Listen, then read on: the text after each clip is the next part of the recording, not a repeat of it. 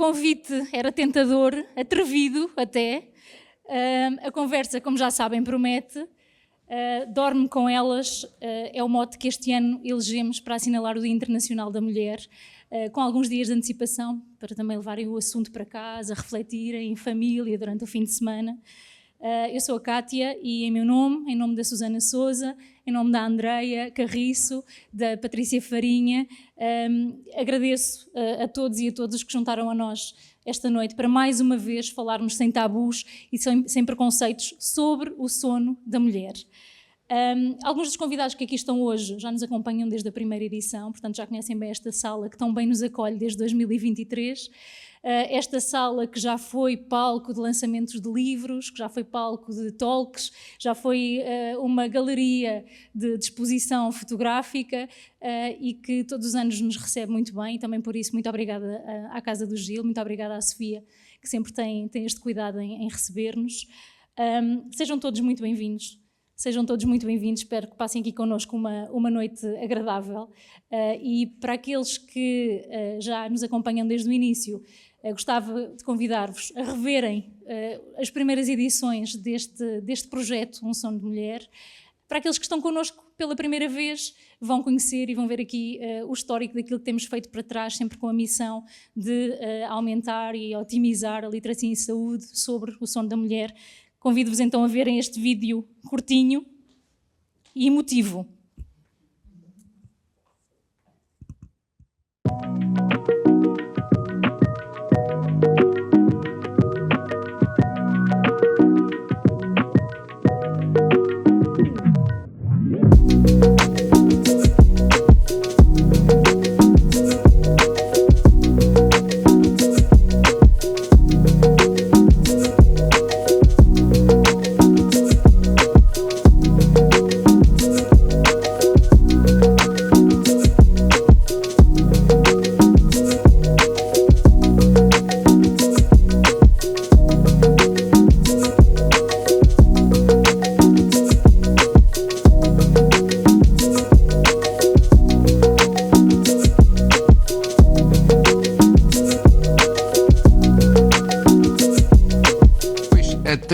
De Filipa Fonseca Silva, Helena Magalhães, Iris Bravo, Maria Isaac e Susana Amaro Velho, o sono delas. O que é? Estas 5 escritoras, com o apoio de outras especialistas na área da saúde, apresentam exemplos concretos, casos clínicos reais de doenças de sono em mulheres.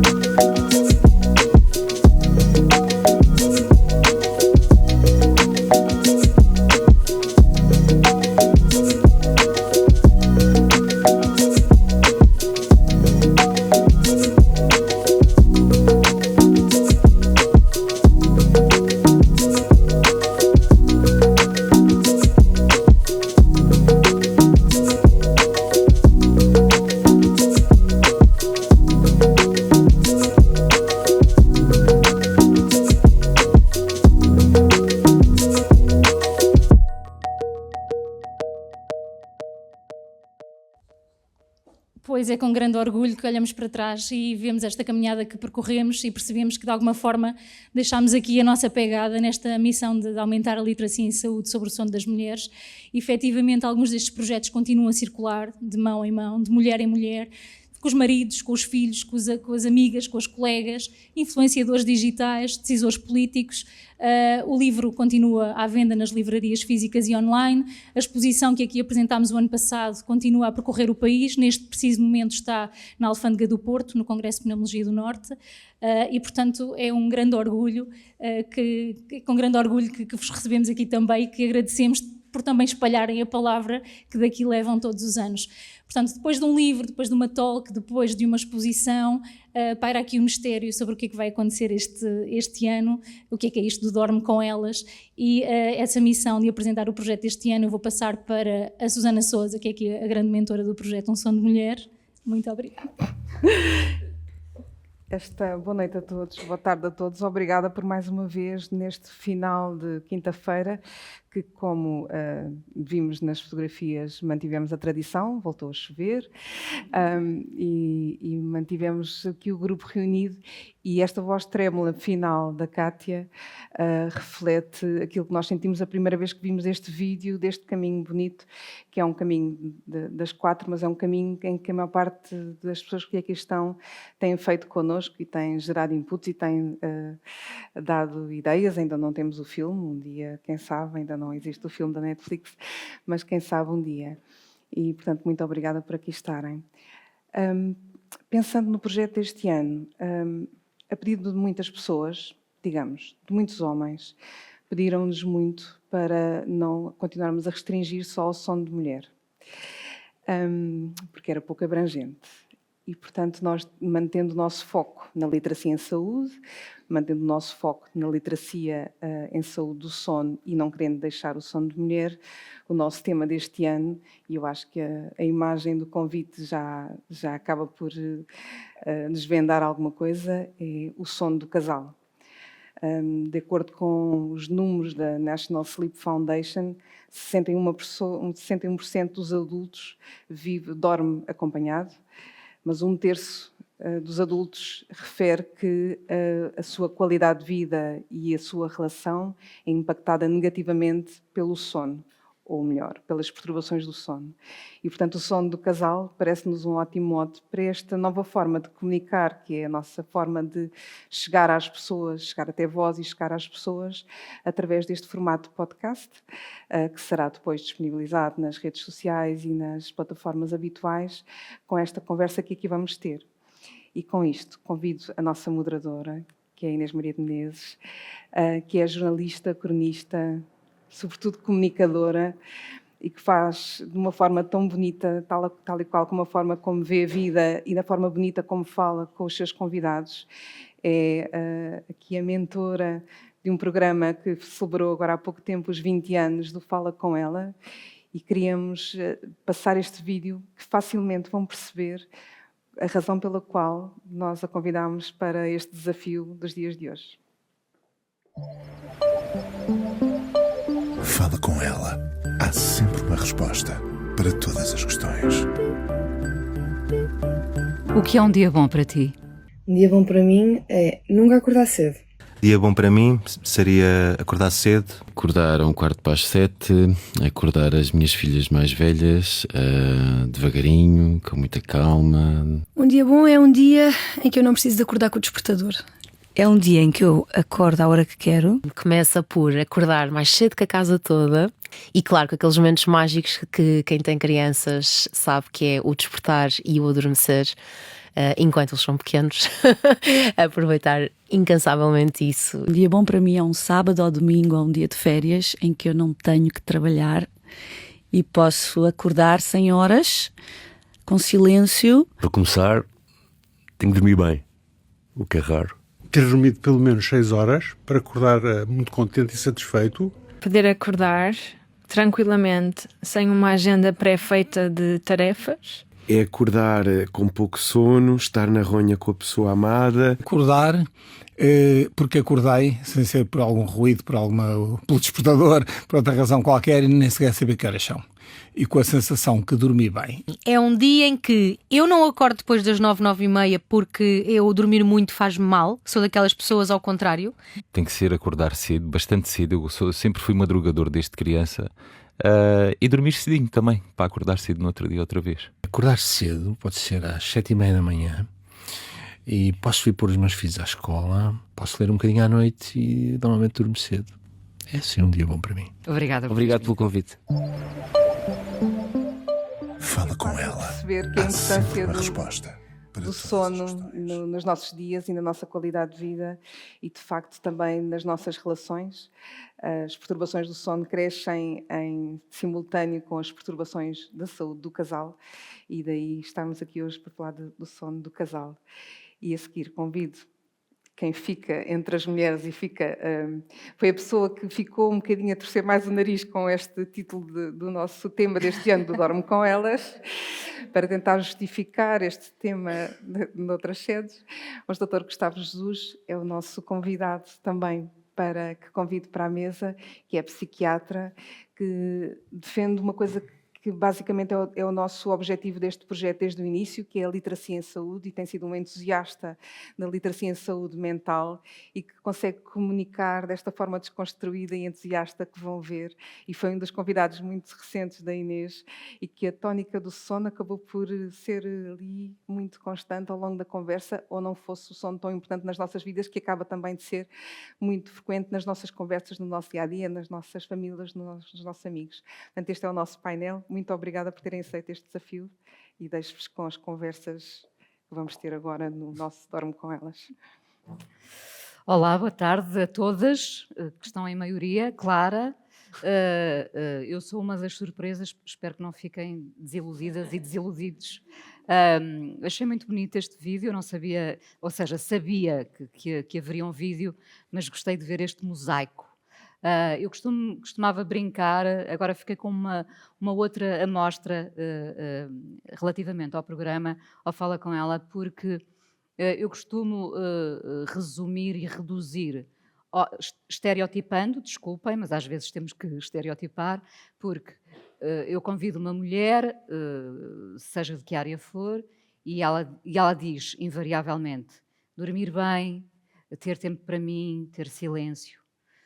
E quando perguntam a um homem, desculpa, contigo foi diferente, mas quando perguntam a um homem o que é um dia bom para si, o que é um dia bom para ti, dar um mergulho, um dia de sol na praia, e eu penso na complexidade da vida de uma mulher que tem que estar sempre a fazer 1001 coisas e, portanto, um dia bom para ela é o dia em que pode dormir, e o homem que diz um dia bom, um dia de sol e um mergulho na praia. Portanto, por aqui já temos uma divisão clara dos mundos. Isto também pode ser transposto para o sono, não é? Mas, com este mosaico, eu agora fiquei com outra ideia. Afinal, os homens são mais complexos do que eu pensava. Bom, gostei imenso, foi ótimo. O Gustavo também passou por lá há pouco tempo, aliás, conhecemos-nos recentemente e falámos sobre esta questão do sono. Já te vou pedir para daqui a pouco defenderes a tua classe, a tua classe dos homens. A classe dos homens, não dos psiquiatras, que também precisa de defesa. Também. Eu trouxe um guião, espero não ter que o usar muito, mas garantidamente não vamos dormir sobre o assunto, que é muito importante, porque vamos falar do sono do casal. Eu e o Gustavo hoje estávamos aqui quase em competição para ver quem é que tinha dormido menos. Verdade. Acho que foste tu. Eu dormi 4 horas. Eu dormi 5. Dormiste 5, portanto, E Susana... Eu dormi 7 ou 8. Muito bem. Bem se vê que trabalha em sono, não é? Eu tenho de dar o exemplo, não é? Exatamente. Claro. Também ajuda a não ter filhos de 4 anos, eventualmente. Sim. Como eu, que me acordaram às 4 da manhã. Mas podem chegar às 4 da manhã e, portanto, também perturbam o sono. Muito bem visto. Vamos competir aqui. Eu tinha pensado em começar esta conversa sem termos que dar as mãos, mas dizendo: olá, eu sou Inês Menezes e não durmo bem desde...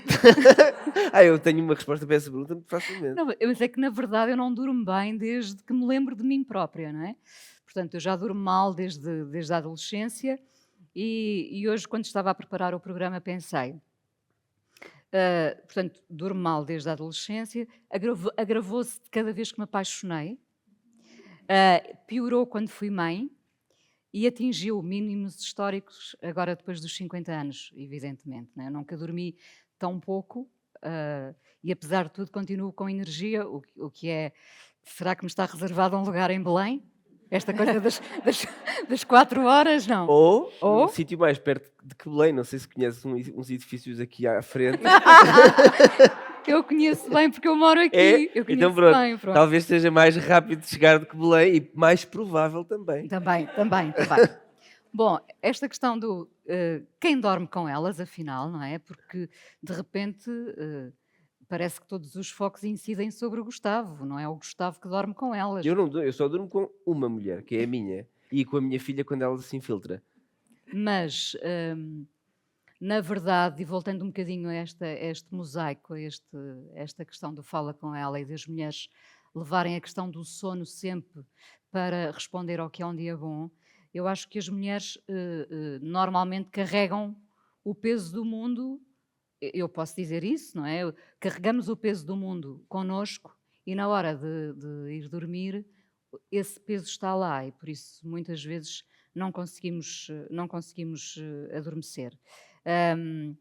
Se calhar, e para começar esta conversa, Susana e Gustavo, e sem nenhuma hora, peço-vos que isto é uma conversa, é como não fala com ela. Eu digo sempre, não é uma entrevista, que é para as pessoas virem e não terem medo de serem encostadas à parede, não é?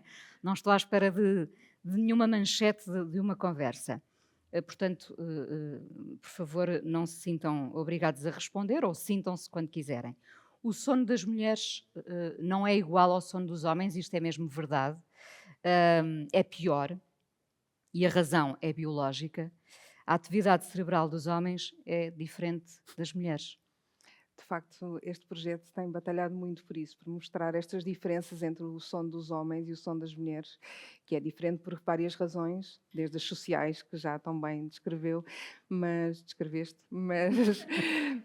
também isto é passar em Belém, não é? Já convém tratar com uma certa reverência.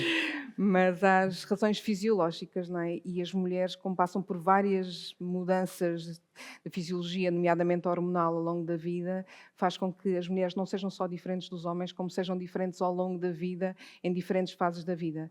E que também descreveste há pouco, desde a maternidade à menopausa, e que vai influenciando de alguma forma o sono da mulher, mas também a forma como a doença ou as doenças do sono ou o sono é percebido pelas mulheres é diferente dos homens, ou como os sintomas são percebidos, porque as mulheres têm sintomas muito mais inespecíficos e tendem a normalizar os sintomas mais depressa do que os homens.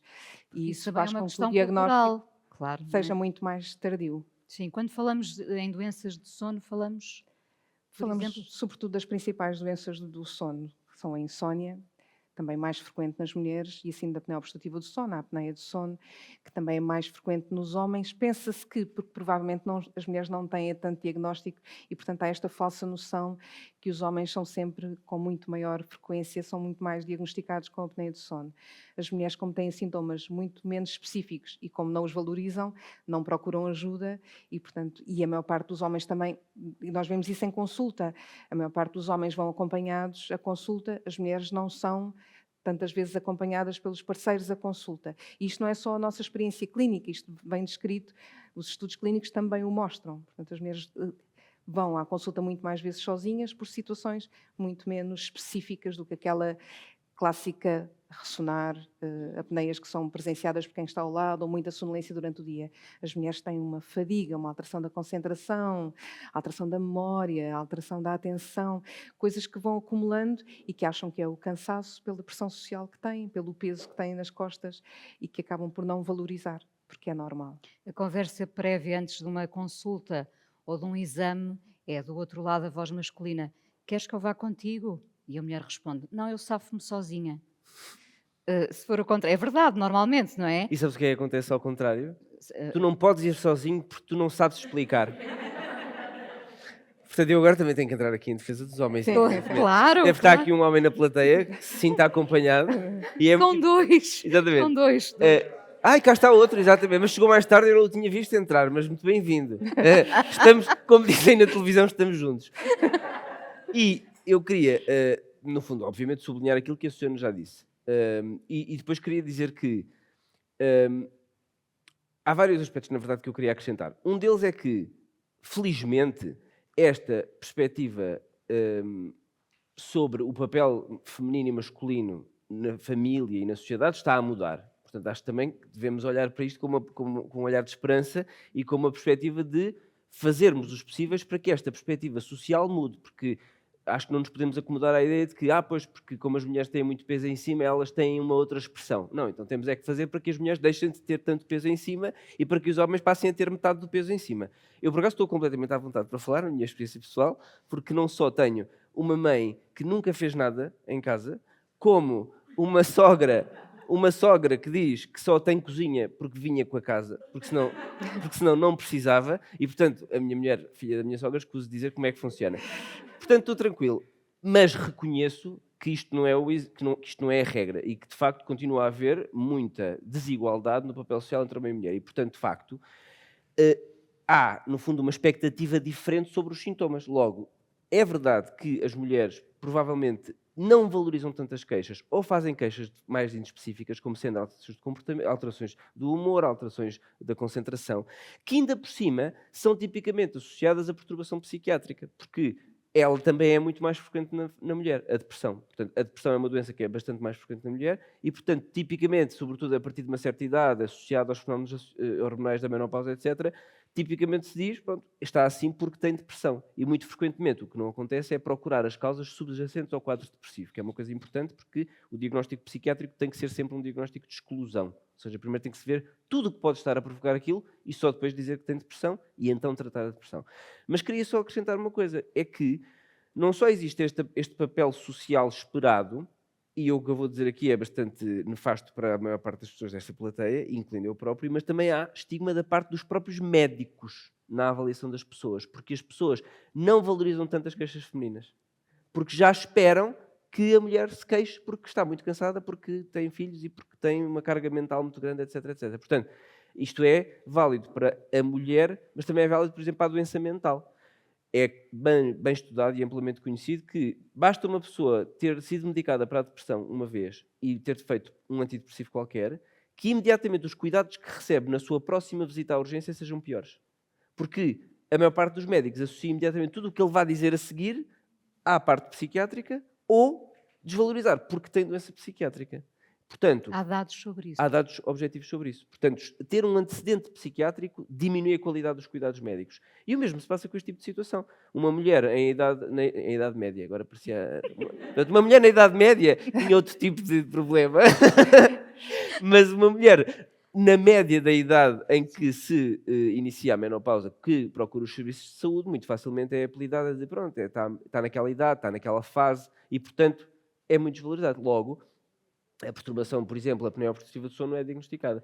Sendo que queria também chamar a atenção aqui, como psiquiatra, de um outro aspecto, porque a Susana resumiu basicamente as perturbações do sono à insónia e ao SAUS, que são de facto as mais prevalentes, mas há uma panóplia muito grande de perturbações do sono, incluindo as parassónias, como sendo os sonambulismos, etc. Tudo isso são coisas muito pouco frequentes, mas é muito ampla.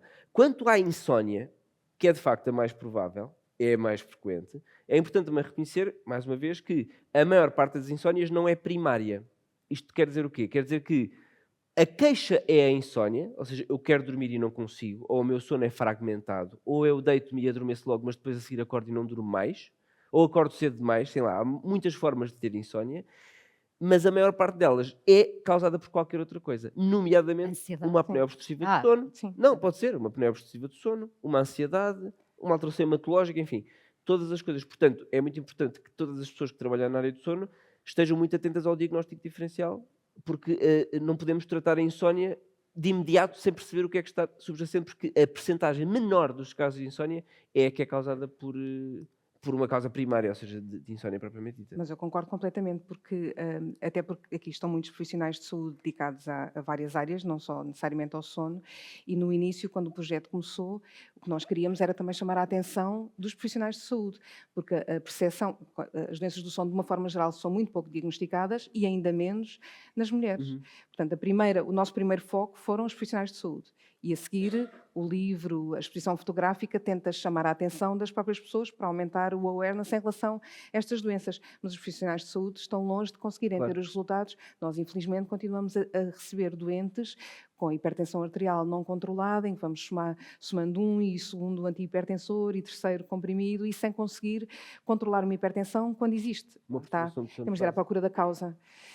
E é muito mais fácil e é muito mais rápido medicar o sintoma ou medicar a alteração do que ir à procura da causa da doença. Isso é válido para a insónia, para a ansiedade. Mas não acham também, sobretudo, que esta é uma questão cultural nas mulheres? Ou seja, uma certa resignação, o silêncio, um certo estoicismo, não revelar sintomas e permanecer em silêncio, aguentando. Não é à toa que agora percebemos que afinal a menopausa existe mesmo e que estamos a passar por ela porque todas temos uma voz, não é? Eu acho que provavelmente tem a ver com o tipo de sintomas. Porque, por exemplo, nós na psiquiatria temos uma perspectiva um bocadinho diferente relativamente, por exemplo, à depressão. É muito mais provável que uma mulher procure consulta por queixas depressivas do que um homem, porque associa as queixas depressivas a fraqueza, a um espírito fraco, etc. Não tem problema em expor a sua vulnerabilidade enquanto o homem terá.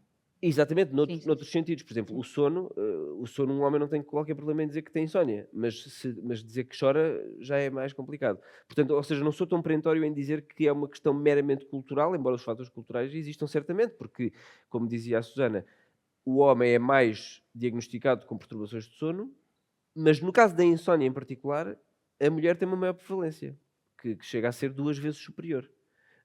Portanto, quer dizer, elas têm que estar em algum lado, não é? Mas há algo de cultural em relação ao sono e ao estigma do sono, o precisar de dormir, porque de alguma forma esta sociedade continua a premiar quem trabalha muito e dorme pouco, em que o sono fica sempre muito em segundo plano, porque se nós olharmos para as coisas todas que temos de fazer na agenda do nosso dia, vamos preenchendo a agenda, mas não priorizamos o sono, e isto é transversal ao género, não é? Não é necessariamente exclusivo da mulher.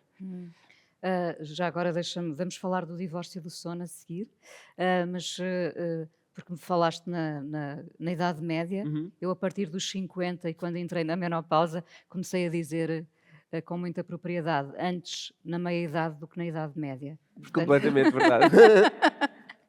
Bom, a questão do... Imagina... Na meia-idade, na Idade Média. Imagina o que seria, porque agora pelo menos há terapêutica hormonal de substituição. Eu acho que era difícil chegar à meia-idade na Idade Média. Era. Mas era mais difícil para o homem do que para a mulher, por acaso. Era mais difícil para o homem. Porque o homem morria a caçar e a fazer as outras coisas que eles faziam. O divórcio do sono é quase uma trend agora, não é? Dormir em quartos ou camas separadas é cada vez mais comum. Seria idealmente até se não tivéssemos os problemas que temos com a habitação, até podíamos viver em casas separadas, não é? Costuma resultar bem. Eu estou aqui com o livro na mão. Depende do outcome que procuras. Eu estou aqui com o livro na mão desde o início, porque queria mostrar que nós, afinal, não nos dedicamos só ao sono delas ao longo dos anos. E que, quando foi lançado o livro, a primeira história, e para quem o leu, começava assim. Houve um tempo em que lhe chamara querido, amor, meu bem. Um tempo muito longínquo, que a cada dia se assemelhava mais a um sonho. Um tempo em que acordava e se aninhava nele, em que o toque da sua pele lhe provocava algum desejo, em que faziam amor. Agora, o único desejo que tinha, quando o apanhava numa cama, era de o matar. E a única coisa que lhe ocorria chamar-lhe, ao deparar com o seu rosto flácido esborrachado contra a almofada, era animal. Nós tivemos muita dificuldade em convencer a Filipa Fonseca Silva, que retratou esta primeira história, em transformar este conto que não fosse num conto policial ou demasiado dramático, porque era um conto muito... isto não é segredo, era um conto muito autobiográfico, não com vontade de matar ninguém, mas que refletia a dificuldade que existe num casal quando existe uma perturbação de sono, que pode ser só uma roncopatia, pode ser só alguém a ressonar ao lado, e com o impacto que isto tem no casal. Eu digo sempre muito que as doenças do sono nunca são uma doença do próprio. Se calhar todas as doenças nunca são uma doença só do próprio. As doenças do sono também não. E portanto, é uma doença individual que tem reflexo no casal e que é muito importante não só para o diagnóstico, mas depois também para o tratamento, e podemos falar sobre isso a seguir, mas em que existe uma relação bidirecional entre as perturbações do sono e as perturbações da relação. E portanto, diagnosticar pode passar por isto, por começar não só pelo sintoma, mas pelo impacto na disfunção da relação. E é incrível a quantidade, e provavelmente isto já aconteceu, muitas pessoas que aqui estão, independentemente da idade, as pessoas que nos chegam à consulta e que estão em quartos separados como se fosse normal, independentemente de ser uma trend agora, e de existirem muitas figuras públicas que estão aqui de alguma forma... Têm assoalhados suficientes. Pronto, de alguma forma a torná-la trendy, mas existem muitos casais. Eu lembro-me de um casal que veio à consulta, que estava muito habituado a estar sempre em quartos separados, faziam sempre férias em quartos separados até irem para um cruzeiro. E pensaram, um cruzeiro é um bocadinho mais caro, estar a comprar 2 quartos. E foi isso que os trouxe à consulta, porque normalizaram, de alguma forma, esta relação, como na Idade Média, em que os reis também dormiam em quartos separados. Isso é muito interessante, porque mesmo perante a hipótese, eu pensei nisso, e não é à toa que muitas separações acontecem pós-viagens, pós-férias, não é? Alguém que tem essa higiene de intimidade, digamos, que pode dormir em quartos separados ou até em casas separadas, depois, quando confrontado com o cenário de férias ou viagem, cruzeiro, bem, então um cruzeiro sem saída deve ser... As férias devem tornar-se um inferno. Não é? Não acontece já. Foi diagnosticado, viajou com CPAP e foram num quarto juntos e correu tudo bem. Foi assim? Foi assim. O CPAP salvou esta relação. O que não é assim tão raro, na verdade. Pronto. O CPAP salvar relações. Mas sobre o divórcio do sono, tu dizias que se está a tornar trendy. Eu não ligo muito às trends da internet. E acho que ninguém devia ligar muito. Porque recentemente houve também uma trend a propósito do sono, que era sobre as power naps. Toda a gente deve ter passado por essa fase, em que as pessoas diziam que tinham muita coisa para fazer, lá está, a propósito das agendas preenchidas, e, portanto, dormir 8 horas por dia era um exagero e era um desperdício. Portanto, dormiam 3 a 4 power naps de 20 minutos por dia e estavam perfeitamente descansados e tinham muito mais tempo. Porque se dormissem 4 power naps de 20 minutos, dormiam 1h30, coisa assim, e, portanto, isso era o suficiente. E, obviamente, isso não é o suficiente. Aqui, não tanto por esta plateia que é muito informada, mas para quem nos possa ouvir depois em podcast ou em vídeo na internet, o sono tem uma estrutura e tem várias fases pelas quais devemos passar, não é? E por isso é que é recomendado que as pessoas durmam 7 a 8 horas por dia quando são adultas, sobretudo adultos jovens, portanto, estamos a falar de pessoas que ainda não entraram na terceira idade. Dormir pouco ou dormir mal ou não ter um sono completo em termos de ciclos de sono tem também impacto na própria parte emocional e as pessoas ficam mais lábeis, mais fragilizadas. Não é por acaso que quando nós estamos muito tempo sem dormir muito, choramos com muito mais facilidade ou irritamos com muito mais facilidade. Temos esse risco aqui hoje termos dormido pouco, não. Não sei, como ninguém nos está a irritar particularmente, se tivéssemos aqui o marido ou a mulher, aí o cenário podia mudar. Mas isto tudo para explicar o divórcio do sono e porque é que a Susana obviamente disse implicitamente que não gosta da ideia. E eu vou dizer explicitamente que não acho uma boa ideia. Uma relação em casal. Vou introduzir outra informação que não tem nada a ver com isto, mas que... Eu vou só interromper. Interrompa à vontade, mas não interromper, mas guarda esse pensamento. Temos de ir à intimidade do casal. Certo. Vou só voltar aqui um bocadinho atrás, porque eu tenho algumas dúvidas. Eu não sou completamente contra o divórcio do sono. Porque, na medicina, de uma forma geral, não há assim... Não há verdades absolutas. Não há verdades absolutas. Eu tenho também dicas para como se faz. Para personalizar em relação às pessoas que estão à nossa frente. Mas... Por um lado, eu concordo com isso. O sono é uma altura vulnerável e, portanto, os estudos mostram que dormir acompanhado reduz a ansiedade, reduz o stress, dá a sensação de segurança e de conforto comparativamente às pessoas que dormem sozinhas. Mas, para dormir acompanhado e bem, é preciso alinhar muitas coisas. É preciso que os cronotipos, estes nossos relógios biológicos, estejam alinhados. E nem sempre isso acontece, e vimos nos vídeos do Fala Com Ela, eu preciso acordar, o Zambus dizia que eu tenho de acordar muito cedo.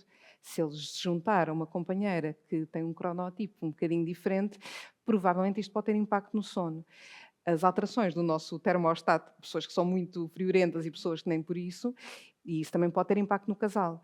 As atividades que gostamos de fazer ou de prolongar, ou as atividades até irmos para a cama e até dormir, também podem ter impacto e perturbar o sono do casal. Portanto, às vezes, e claro que as doenças e algumas doenças do sono beneficiam se a pessoa estiver acompanhada, outras nem por isso. Portanto, eu acho que tem mesmo de ser decidido caso a caso. Porque em algumas situações, provavelmente, um sono de qualidade beneficia do divórcio de sono. Assim, as assoalhadas permitam. Dependerá, eu concordo 100%, mas dependerá de outros aspectos relacionais. E porquê é que eu estou a dizer isto? Porque, eu ia citar um outro estudo, que é um estudo muito conhecido, que é feito em Harvard, não sei se conhecem, que aliás está publicado num livro que se chama Uma Boa Vida, já ouviram falar sobre isso? Que é um estudo que avaliou pessoas, estudantes de Harvard, desde os seus 16, 18 anos até aos 80 anos de idade. e seus cônjuges, etc, etc. E depois avaliou-se também, já agora, pessoas de outros estratos socioeconómicos mais baixos, para ter um comparativo de diferentes backgrounds socioeconómicos, porque obviamente, como todos nós sabemos, a pobreza é um fator de risco para tudo, o que é doença, o que é má qualidade do sono, etc, etc. E, basicamente, a ideia do estudo era perceber o que é que são os fatores de risco para uma qualidade de vida boa e o que é que faz as pessoas felizes. E eu vou resumir, para vocês não terem que ler o livro. O principal fator de felicidade é uma relação conjugal saudável. E o que é uma relação conjugal saudável? Que tem, obviamente... Portanto, muitas vezes fazem-se, obviamente, avaliações sobre o que é. Portanto, são autorreportes, não é, das pessoas, que têm a ver com a taxa de conflito no tempo de convívio e, digamos, a pessoa sentir que está satisfeita nas suas necessidades por aquela relação. Enfim, o que é que eu quero dizer com isto? Uma relação conjugal, e vamos chamar-lhe duradoura, eu digo duradoura porque o termo duradoura que é importante, porque, claro, quando falamos de pessoas que têm one night stands sucessivas com pessoas diferentes, aquilo, na verdade, não qualifica como uma relação conjugal que tenha um efeito diminuidor do stress. Antes, pelo contrário, até é bastante estressante, não é? Porque por razões que eu me escuso estar aqui a explicar aprofundadamente, mas também porque são pessoas diferentes, novas, todos os dias, e, portanto, a pessoa está sempre em tensão para performar bem. Mas, vocês é que estão a rir, porque eu não disse nada de polémico. E portanto, essa felicidade que a relação conjugal traz tem a ver com N aspectos, incluindo 2 fundamentais, que têm a ver com a regulação do stress, porque ter uma relação conjugal de intimidade é reguladora de stress, e parte dessa regulação implica contacto físico. E o contacto físico tem que ser relativamente regular. E é por isso também muitas vezes que as pessoas relatam uma maior satisfação do sono, apesar de, nos registros, o sono até poder ser eventualmente um bocadinho pior.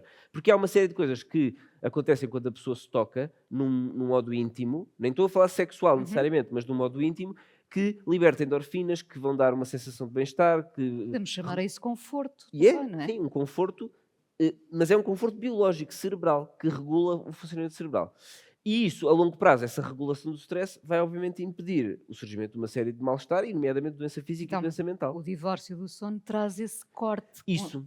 E por isso é que, se me perguntarem assim, o divórcio do sono é bom? Eu acho que o balanço geral, se estivermos a falar em abstrato, seria negativo. De testemunho. Portanto, eu acho que se o divórcio do sono for de facto necessário, do ponto de vista da patologia, tem que ser acompanhado de medidas comportamentais que mitiguem o risco de perturbar a relação. Porque se o divórcio do sono for meramente estamos todos a jantar e a ver televisão e a seguir cada um vai para o seu quarto, isso vai deteriorar a relação, inevitavelmente. E, portanto, aí tem que haver coisas como estabelecer uma rotina de deitar, partilharem algum tempo juntos na cama antes de se separarem as camas, ou, se for possível, já existem neste momento, felizmente, colchões que isolam o movimento e que podem ser diferentes para cada elemento do casal. Portanto, o divórcio do sono tem várias gradações, não é preciso ir logo para uma casa diferente. Podem estar no mesmo quarto, em colchões que isolam o movimento e que, portanto, melhoram muito a qualidade do sono. Portanto, e, por exemplo, planificar o sexo quando se dorme em quartos separados? Eu não tenho nada contra a planificação do sexo. Eu acho que o sexo é bom, quer dizer, é melhor planificar o sexo do que não ter sexo nenhum. Claro. Embora... se o sexo for exclusivamente planificado, retira um bocadinho da espontaneidade. E a retirada da espontaneidade vai reduzir também a recompensa, o reward cerebral. Porque o inesperado, o súbito, aquilo que é, portanto, que sai da rotina, é codificado pelo nosso cérebro como novo. E ao ser novo, é mais prazeroso. Portanto, o sexo, se for sempre planeado, tem tipicamente a tendência para começar a ser menos prazeroso. E isso também deteriora a relação. Portanto, não acho que possa ser sempre assim. Mas os quartos separados vão ter de implicar essa planificação. Por isso é que eu sou contra os quartos separados. Eu percebo. Mas eu sou contra os quartos separados numa parte, que há uma certa tendência a normalizar os quartos separados, e isso faz com que o diagnóstico também não seja feito, porque as pessoas normalizam, porque é só o ruído, sobretudo quando é a roncopatia, que se calhar é uma das principais causas de separarem os quartos, e acaba por atrasar o diagnóstico com esta tendência daquela frase que ouvimos tantas vezes, que é o ressonar é normal, portanto eu vou dormir em quartos separados. Portanto, e isso pode atrasar um bocadinho mais o diagnóstico. Agora, o casal, enquanto casal, convém que fiquem juntos e que consiga tudo ser natural, tal como o sono deve ser natural. Por isso é que às vezes é útil introduzir no fundo, estratégias de mitigação do divórcio do sono. Ou seja, até podem depois ir para camas separadas, mas ter uma parte da rotina do deitar, da rotina do levantar, etc. fundo, que é manter comum, essa intimidade. sim, para que a intimidade não seja perdida. Porque depois, são coisas simples como ver a outra pessoa nua, não é? Se a pessoa está 1 mês sem ver outra pessoa nua, 2 meses sem ver outra pessoa nua, começa a ser um bocado estranho ver outra pessoa nua. E isso é mau para o casal. Porque a Por outro perda lado, da pode confiança... ser surpreendente quando volta a ver. Pode ser. Mas normalmente não é surpreendente pela positiva. Porque com o tempo a passar, nada tende a melhorar, como sabemos. E aqui neste livro, acabou de ser lido um excerto em que ela falava da cara flácida do marido. Pois é. Portanto, essa surpresa podia não ser muito boa, mas já agora é importante dizer que dormir bem também melhora a qualidade da própria pele. Portanto, se não for... Hoje, por acaso, não temos cá a nossa dermatologista, mas ela já... mas eu estou a fazer o papel por ela. Já esteve presente e já nos recordou essa parte. Aliás, a qualidade do sono, eu não digo previne nem evita, embora gostasse, mas, vamos dizer, mitiga o envelhecimento. Portanto, o envelhecimento corporal e cerebral e celular é mais lento quando o sono é bom. Nós defendemos bastante o sono de beleza. E em relação ainda ao casal, uma das mensagens que nós queríamos também passar muito com este projeto deste ano do Sono do Casal é que nós temos muita tendência a receber em consulta o doente e o parceiro. E utilizamos o parceiro unicamente para uma coisa, que é para perguntar como é que é o sono. E esquecemos de avaliar o sono do casal. E eu acho que é importante, se calhar, nas consultas, na nossa avaliação, começar a incluir também a saúde do casal e o sono do casal. E qual é que é o impacto da perturbação do sono do doente em questão e dos sintomas que tem no sono do outro. no próprio casal e no sono do outro. Sendo que é uma coisa que nos esquecemos. Sendo que os estudos mostram que o impacto é grande. Aliás, a existência de um elemento do casal com a apneia obstrutiva do sono aumenta muito a perturbação de insónia ou da ansiedade noturnos no cônjuge. Ou da ansiedade, mas nem é preciso ter ansiedade, o próprio sono fica deteriorado. E o tratamento do SAUS numa pessoa melhora o sono do cônjuge também. Esta semana tive uma doente que me dizia: não, eu já estava muito habituada ao ressonar. Para mim já era o white noise que me ajudava a adormecer. O problema foi quando começaram as pausas na respiração. E foram as pausas que o trouxeram à consulta. Porque o homem nem um white noise contínuo consegue fazer. Os homens é incompetência atrás de incompetência. Susana, tu falavas aí no ressonar é normal, não é? Mas enquanto aceitamos pacificamente, mais ou menos, não é? O ressonar num homem, numa mulher é muito menos sexy, não é? Uma mulher que ressona. Eu estava a imaginar... Porque o homem é muito sexy, é. Não, ainda bem que disse. Mas aceitas, não é? O problema é esse, é social, não é?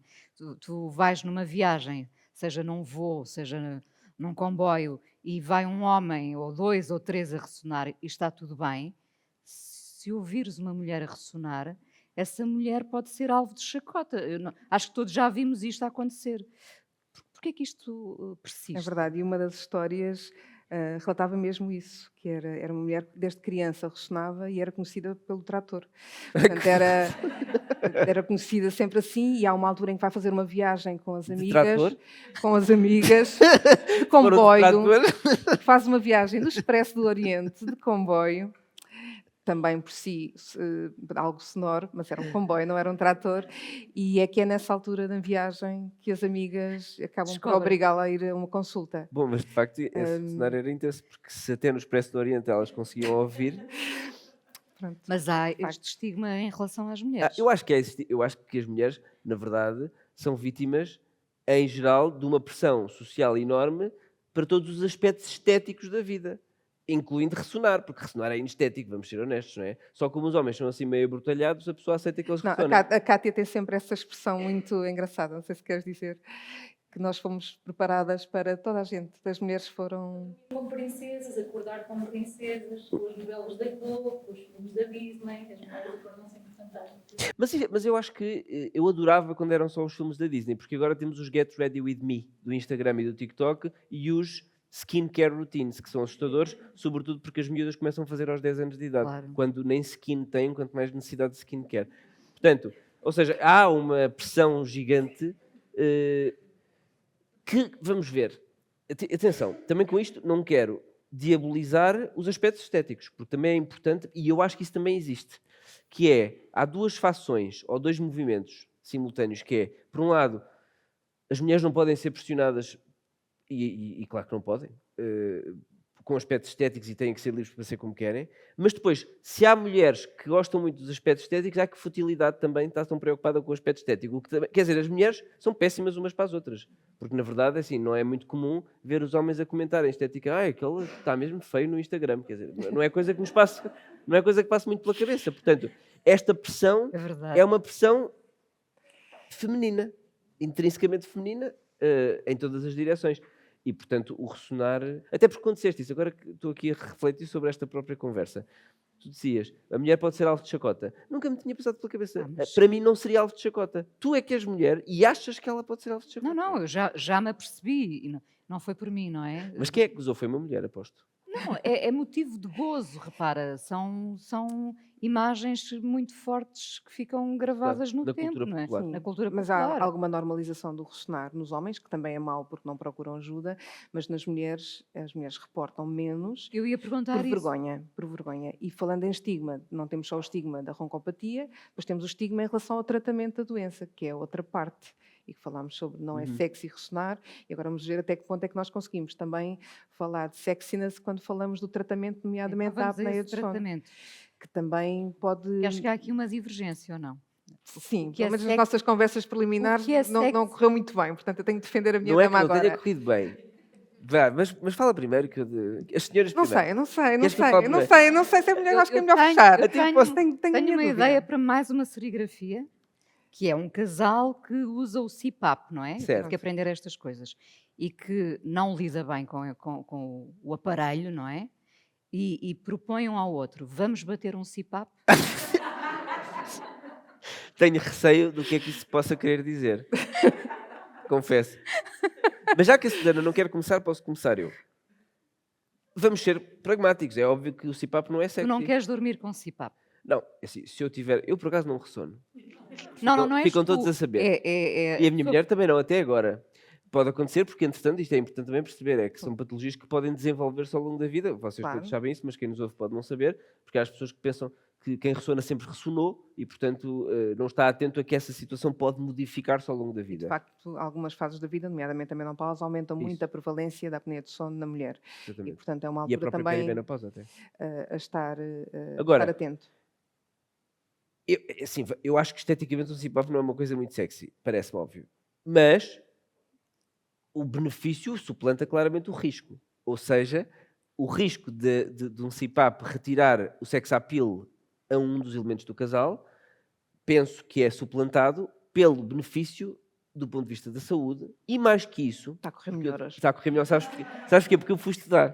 E quando estudei, percebi que a própria vida sexual das pessoas melhora quando se utiliza o CPAP. Aí está. Agora, claro que não é bater um CPAP, ou seja, não é ter relações com o CPAP posto, embora eu já tenha visto de tudo.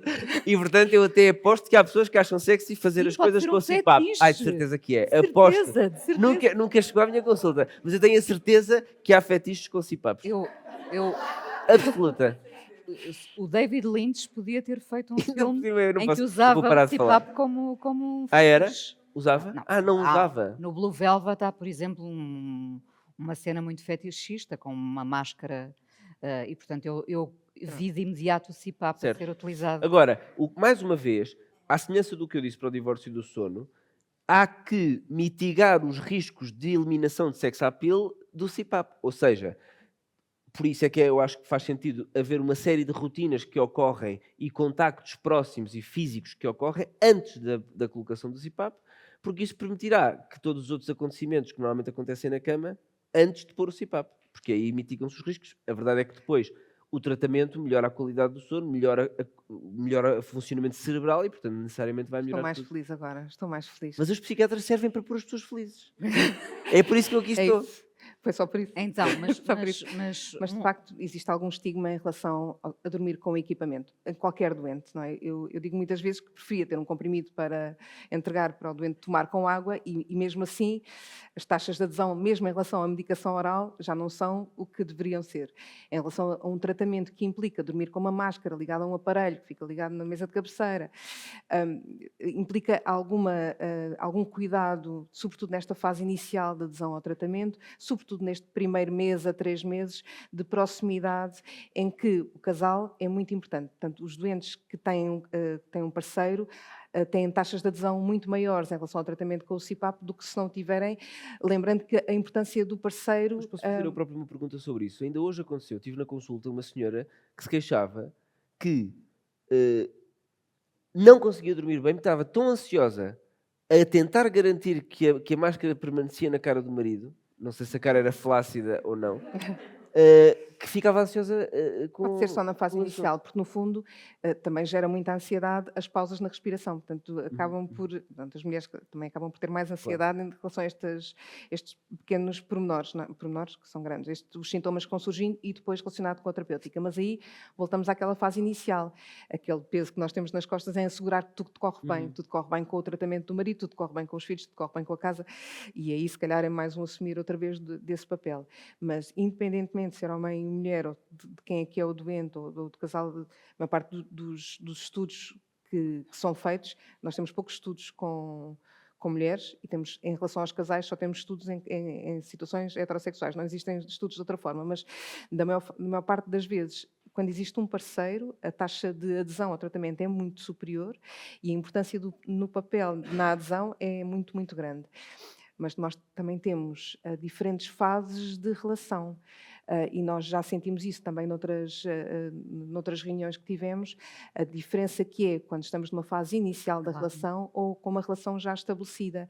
Temos vários casos de pessoas que, numa fase inicial de relação, e começávamos a ver que o CPAP consegue-nos dar o feedback da utilização, portanto, nós temos acesso ao número de dias e o número de horas que é utilizado, e sistematicamente, ao sábado e ao domingo não utilizava. Ao sábado e ao domingo não utilizava porque era quando dormia com o namorado, porque tinham uma relação inicial e não estavam a morar juntos. E, portanto, há alguma dificuldade no esclarecimento de ter de dormir com o equipamento para utilizar durante a noite, com o receio do impacto que isso possa ter no casal. Numa das nossas primeiras reuniões, eu já contei isto, se calhar alguns de vocês já ouviram esta história, eu lidei com esta dúvida e ia no caminho para o nosso primeiro jantar e liguei ao meu marido. E se eu tivesse de utilizar um CPAP, como é que tu reagias? Grande prova de amor. Mas ele mentiu, E a resposta foi imediata. Imediata. Ele não é psiquiatra. A resposta foi imediata e foi: se tivesses de usar um CPAP era porque tinhas uma doença. Sim. Então está bem. Pronto. Oh. E continuamos casados até hoje. E muito bem. Pronto. E eu não vou fazer perguntas. Mas, de facto, eu acho que, tal como o estigma difícil de assumir a roncopatia na mulher, também há alguma dificuldade no assumir do tratamento, que é impactante, de facto, no casal, não é? Mas, comparativamente aos benefícios que traz, claro, do ponto de vista de saúde global, do ponto de vista de saúde cardiovascular e até na sexiness, porque quem ressona também não é propriamente sexy, dormir com o CPAP, que atualmente traz parâmetros de conforto e algoritmos de conforto que permitem uma boa adesão, não faz ruído, se estiver tudo bem, se estiver bem adaptado com a máscara indicada, não há qualquer tipo de ruído nem nada que possa fragmentar o sono do lado, comparativamente aos sintomas que existiam antes, portanto, é muito mais sexy do que sem CPAP. À parte das alterações da libido, que estão associadas também à apneia de sono e à disfunção sexual, quer no homem, quer na mulher, se bem que os benefícios do CPAP em relação à disfunção erétil no homem são muito mais marcados do que a disfunção sexual na mulher. Mas pronto.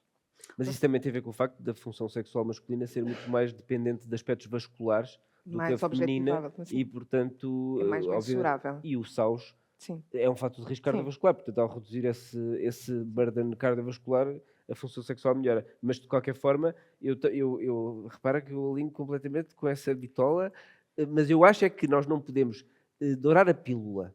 Ou seja, porque senão, eu acho que é muito importante para que os doentes adiram aos tratamentos, nós sermos completamente honestos com eles. Sim. E também estamos a dizer, olha, o CPAP é lindo, o CPAP é sexy, o CPAP é silencioso. Olha, eu se pudesse usava CPAP. Eu, pessoalmente, não tenho SAUS, mas se eu pudesse, eu usava CPAP. Acho que não é lógico. É a mesma coisa que eu dar um antidepressivo ao doente e só dizer vantagens do antidepressivo é ótimo, você não vai ter efeitos nenhuns adversos. Portanto, a adesão terapêutica vai reduzir. Ou seja, aliás, isso é bem estudado para os fármacos psiquiátricos, porque em geral as pessoas já aderem mal aos tratamentos psiquiátricos, porque são coisas para a cabeça e, portanto, as pessoas em geral aderem mal. E por isso está muito bem estudado que fatores é que podem melhorar a adesão terapêutica. E um desses fatores é a honestidade na transmissão dos efeitos adversos. Se a pessoa tiver uma expectativa de efeito adverso prévio, adere melhor ao tratamento, porque na verdade aquilo vai ser melhor do que ele esperava. O mesmo com o CPAP. Portanto, convém não dourar demasiado a pílula e dizer o CPAP é perfeito e até é sexy, mas dizer, olha, numa fase inicial pode haver esta necessidade de adaptação, se bem que simultaneamente, eu acho que é importante também reconhecer, e há estudos que também apontam isso, que quanto mais precocemente, estamos a falar especificamente numa relação conjugal, se assume o CPAP, vamos chamar-lhe assim, melhor. Ou seja, a aceitabilidade do tratamento, globalmente falando, é tão melhor quanto mais aberto for essa assunção desde o início. Essa relação precisa de algo, mesmo que seja inicial, precisa de alguma solidez, precisa de intimidade, não é? Há relações que, apesar de tudo, passam por cima da intimidade. E a coisa mais importante, até porque temos visto aqui, precisa de humor.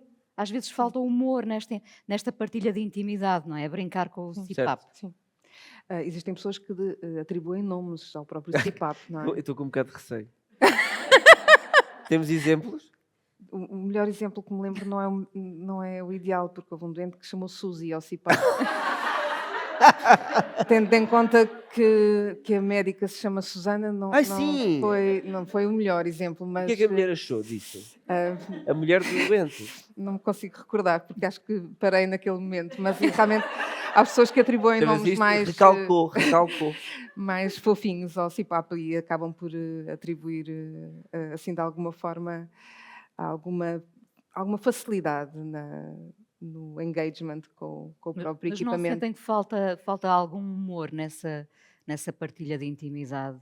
Eu acho que até falta esta parte, que é a parte da transparência em relação ao que vai ser.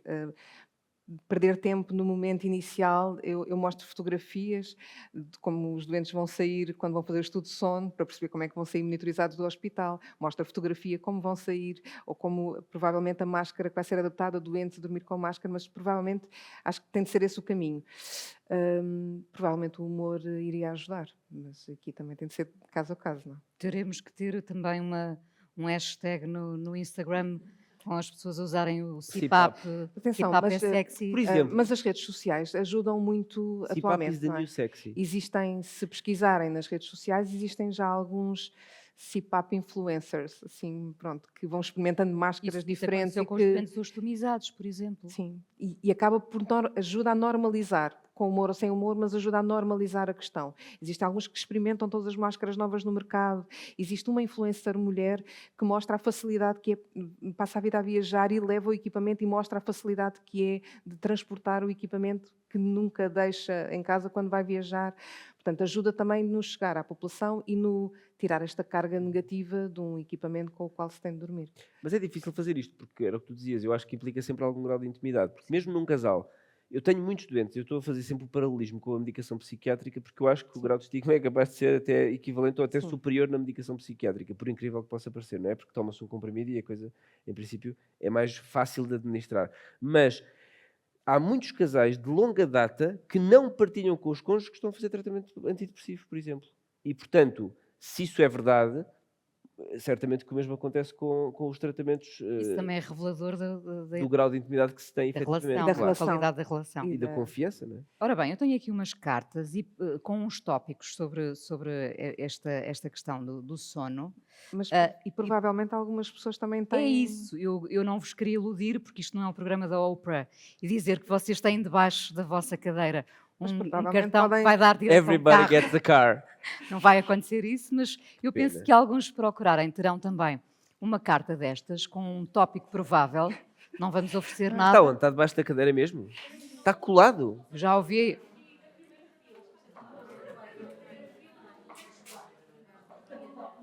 Pode experimentar ao lado.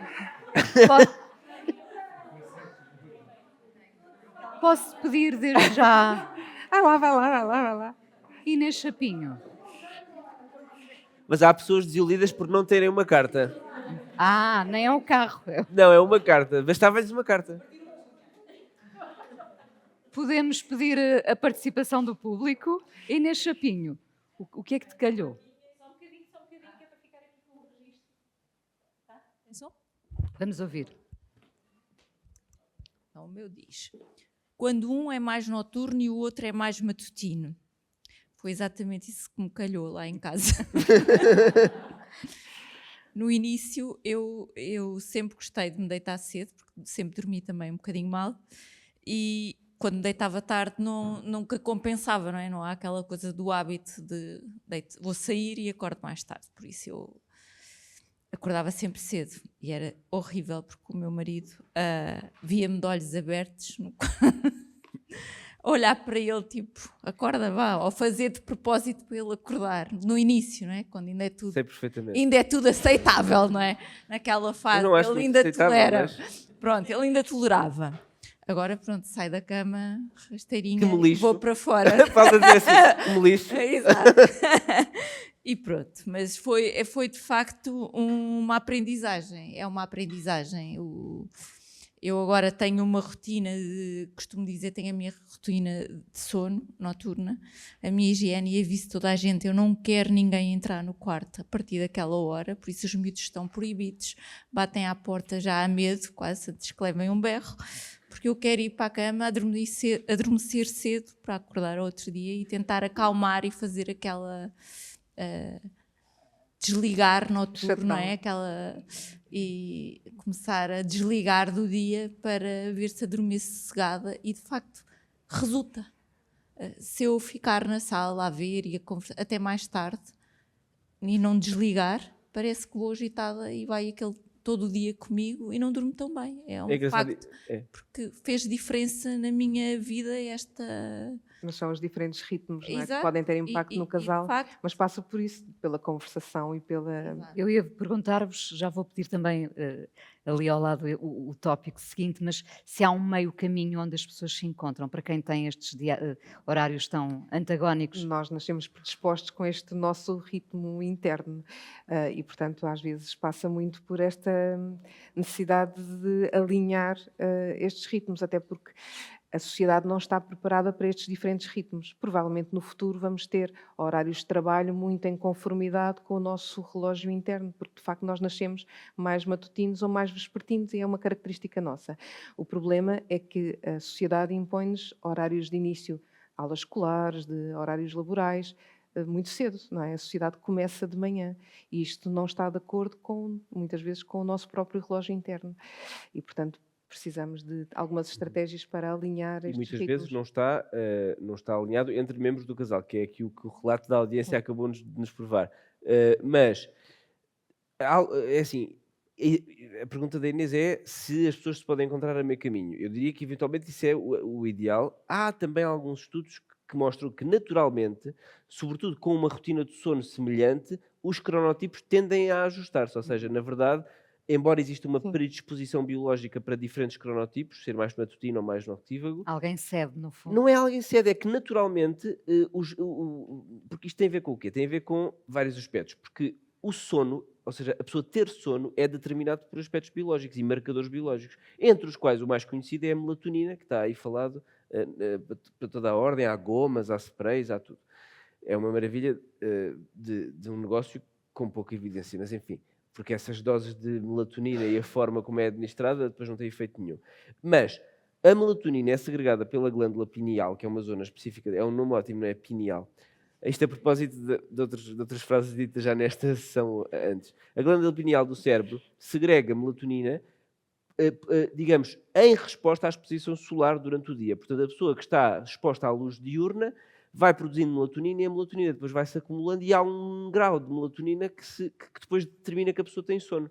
E depois, diferentes pessoas têm diferentes horários na produção de melatonina. Daí que os seus ritmos circadianos sejam diferentes. Mas se nós estabelecermos rotinas familiares iguaizinhas, é natural que a nossa exposição a fatores exógenos, como luminosidade, barulho, conversação, etc., modifiquem a nossa própria secreção de melatonina. Portanto, naturalmente isso pode acontecer. Por outro lado, também é verdade que em alguns casos isso não é possível, em que os cronotipos são tão diferentes que é muito difícil que as pessoas durmam no mesmo horário. Aí pode haver várias coisas. Para já, pode mesmo, se for desejo de um dos indivíduos, administração de melatonina farmacologicamente produzida para que haja, no fundo, puxar a fase, ou seja, a pessoa adormecer naturalmente mais cedo, porque toma a melatonina de forma a ajustar-se ao outro elemento do casal. Isto tipicamente acontece quando um dos elementos tem um cronotipo mais ajustado à sociedade e o outro é um night owl e está a dormir, está acordado até muito tarde e ele próprio já começa a sentir que aquilo é desajustado em relação à sociedade. Pode fazer-se isso. Caso ninguém deseje fazer isso e as pessoas queiram manter cronotipos diferentes, o ideal é, mais uma vez, isto é sempre a mesma dica, no fundo, para o divórcio do sono, para tudo, para a utilização de CPAP, é estabelecer rotinas em que haja momentos em comum. Porque o risco dos cronotipos desfasados é aquele típico exemplo da mulher a dias e do guarda noturno, que conhecem esse exemplo, não é? Em que as pessoas não chegam sequer a deitar-se na mesma cama à mesma hora e não se veem em períodos diurnos. Portanto, isso é muito mau para a relação. Mas no fundo são duas coisas. Uma é ter a oportunidade para dormir e, portanto, ter só um ritmo diferente. E aí sim, para além das estratégias, para além do impacto biológico no nosso sono e na forma como o nosso sono aparece, o nosso sono também vive das rotinas que nós temos. Portanto, jantar sempre à mesma hora, juntos. Portanto, as outras coisas que nós fazemos ao longo do dia também dita o momento em que o sono vai aparecer. E, portanto, acabam por se encontrar no mesmo momento, porque todas as outras coisas do dia, todas as outras atividades acabam por influenciar o sono, quando é que o sono deve aparecer. Outra coisa é quando não temos a oportunidade para dormir no mesmo período. E aí entra outra perturbação, que é o trabalho por turnos, mas aí já é... Mas já agora posso só acrescentar uma coisa. Só para... Porque, no fundo, temos estado também sempre aqui a falar, porque eu achei graça à descrição de porque se eu ficar na sala a conversar, acabo por dormir pior. E nós temos estado aqui a falar muito do impacto da doença do sono e da doença obstrutiva, etc., no sono e posteriormente na relação do casal, mas não falamos assim tanto da relação do casal no sono. Porque, entre outros motivos, uma relação conjugal saudável é desestressante, vamos dizer assim, e por isso é protetora do sono e da qualidade de vida, mas uma relação conjugal estressante, ou seja, conflituosa, faz exatamente o contrário. E o engraçado é que, se nós olharmos à vida da maior parte das pessoas, quando é que os casais se reúnem? Ao fim do dia, quando vêm do trabalho e vão fazer o jantar, e se a relação for tensa e for conflituosa, é precisamente no período antes de ir dormir que o conflito ocorre, ou a tensão latente está presente. E isso é ativador do ponto de vista biológico. Há a secreção de catecolaminas, etc., do eixo hipotalâmico, hipofisário e adrenal, e as pessoas vão se deitar ativadas. Portanto, a qualidade do sono também piora se a qualidade da relação for má. Razão pela qual, nestes casos, a terapia de casal também é muito importante para que a relação melhore de forma a que o sono melhore. Vamos ao próximo tópico. Como é que se chama? Vou ter que perguntar. Vânia. Obrigada por mais uma iniciativa incrível, Susana, Patrícia, Cátia e Andreia. E depois, parabéns à Inês e ao Gustavo por terem aceito este desafio, que é estar no meio de uma plateia que maioritariamente se dedica ao sono, a falar precisamente sobre sono e a falar de uma forma diferente e a trazer temas novos. Obrigado por isso. Eu não resisto a fazer aqui um comentário em relação ao divórcio de sono. Lá em casa os cronotipos também são diferentes, portanto não vou acrescentar mais nada em relação a isso. Mas eu não tenho nada contra o divórcio do sono. Eu acho que estou um bocadinho aí entre vocês os dois, em termos de opinião. Não tenho absolutamente nada contra o divórcio do sono se as pessoas acham que para elas é isso que resulta. O que me chateia no divórcio do sono é, nós cada vez mais vemos em consulta pessoas que têm horários muito diferentes e temos cada vez mais jovens, sobretudo muito jovens, a trabalhar em Portugal, mas com horários dos Estados Unidos, por exemplo, e portanto que têm uma vida muito diferente e é muito difícil, de facto, conciliar a cama para dormir nestes jovens, porque elas têm um horário, eles têm um horário completamente diferente e está tudo bem. Se não há uma forma de mudar, está tudo bem. Acho ótimo que se criem rotinas precisamente para substituir esse período. O que me chateia verdadeiramente com esta trend é que de repente as pessoas acham normal que não, meu marido ressona imenso, eu vou dormir para outro quarto. É isso só que não é normal, que é a roncopatia, não é normal, tem solução, tem que se procurar a causa, porque se as pessoas querem dormir separadas e é só uma desculpa, está tudo certo. Exatamente, mas isso é verdade. Exatamente. Agora, se quer, e isto é o que me chateia na trend, é só isso e eu não conseguia não dizer isto, desculpa. Estou a fugir ao tema. Como agir no início da relação em que se tem de assumir um tratamento específico? Eu acho que isto é o mais difícil e, felizmente, também é o que nós vemos menos. Muito porque as nossas doenças do sono, e particularmente, eu sou pneumologista, portanto, particularmente a apneia obstrutiva do sono, ocorre numa fase um bocadinho mais tardia, embora cada vez mais vejamos jovens, magros, pessoas novas com apneia do sono. A maior parte das pessoas que nos chega à consulta vem muitas vezes acompanhada. Se não vem à primeira consulta acompanhada, que é o momento em que nós habitualmente pedimos o estudo de sono, muitas vezes até pedimos para, da próxima vez, se quiser, vir acompanhar, trazer a esposa, o marido, e isso facilita o envolvimento do casal, como em todas as outras doenças na pneumologia e na medicina, ajuda muito. Temos, felizmente, menos doentes nesta fase inicial, ou seja, que estão a iniciar uma relação e é desafiante. Eu não tenho uma resposta, desculpem, mas é muito difícil e temos doentes. Mas voltamos sempre à mesma história. Os homens têm habitualmente menos vergonha, têm mais facilidade em assumir, é a percepção que eu tenho, vale o que vale.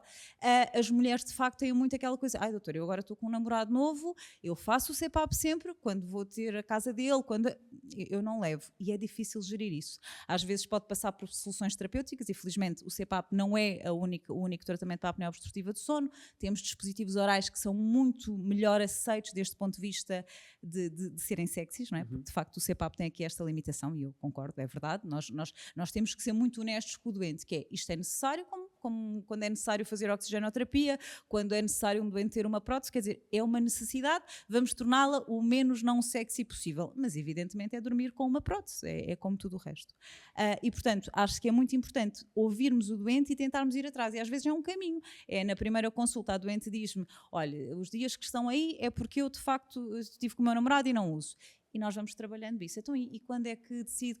Então, e será que mais vale arranjarmos aqui outra alternativa, outro dispositivo, ou nessa noite faz só uma terapia posicional?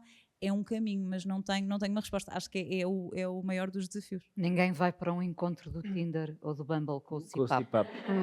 Nem na foto do perfil, não é? Não. Isso é que era inovador. Já agora, aproveitando o microfone lá para trás, para um dos homens da sala, já que falámos dos dispositivos orais, só para tentar perceber que existem uns dispositivos que são, quase parecem umas goteiras que os lutadores de boxe utilizam para proteger os dentes. Existem uns dispositivos parecidos também para tratar algumas formas mais ligeiras a moderadas da apneia de sono, e temos ali o nosso representante da medicina dentária de sono. Tu tens noção se os dentes é completamente diferente aceitar dormir com uma goteira, com um dispositivo oral, do que com o CPAP, não é? Boa noite a todas e a todos.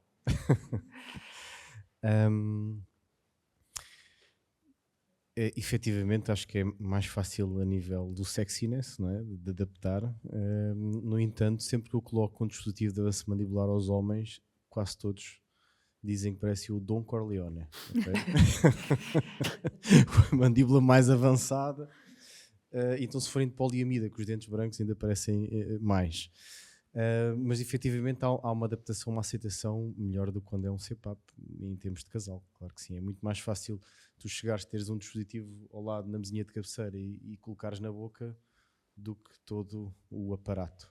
Mas mesmo assim não vamos dizer que é algo que é inócuo, que não é, claro que não é. Nós acabamos por ter alguns doentes que acabam por ter os dois tratamentos em alternativa e utilizam o dispositivo oral em momentos ou de viagens, não é? Para tentar minimizar o que vão levar de transporte, ou noutras situações em que se exige mais sexiness. Vai ser a palavra de hoje. Sim, de facto. É a Cátia que tem um... Mas vai distribuir ao próprio. Acho que mais ninguém tem, não é? Distribuir, mas queria só fazer um comentário.